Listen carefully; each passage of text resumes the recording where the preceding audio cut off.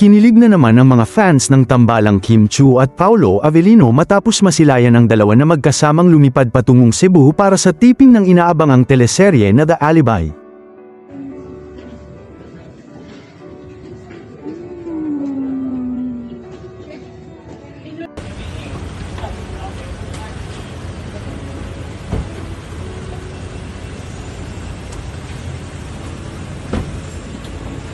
Suot ang kanilang matching black outfits, agaw pansin agad ang dalawa sa airport at nag-viral ang mga kuhang larawan nila online.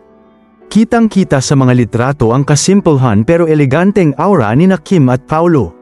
Si Kim ay naka-black long-sleeved top at trousers, habang si Paolo naman ay naka-black shirt at pants din. Napansin ng mga netizens na tila coordinated ang kanilang look, na agad nilang binigyan ng kilig points. Parang pre-couple outfit. Sabi ng isang fan, di pa man nagsisimula ang serye, umaapaw na ang chemistry.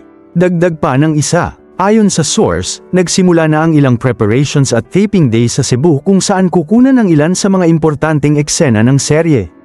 Matatanda ang inihayag na ng Dreamscape na The Alibi ay isang suspense thriller drama na may halong aksyon, kung saan gaganap si Kim Chiu bilang Marie Morales, isang babaeng may tinatagong lihim, at si Paolo bilang Vincent Cabrera, isang lalaking naghahanap ng katotohanan.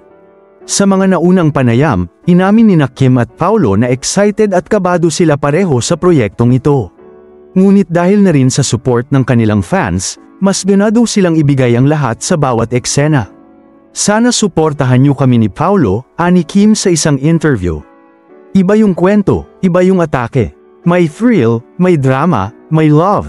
Lahat na. Hindi rin nagpahuli si Paolo sa pagpapakita ng suporta sa tambalan nila ni Kim. Masaya kung makatrabaho si Kim. Magaan, masaya, at professional. May chemistry talaga kami kahit sa off-cam, sabi niya. Sa ngayon ay wala pang eksaktong petsa ng airing ang The Alibi, pero siguradong magiging isa ito sa pinakaabangang teleserye ng taon. At habang wala pa sa telebisyon, ang sweet gestures at matching moments ni Kim at Paolo ang nagsisilbing kilig fuel sa kanilang fans araw-araw.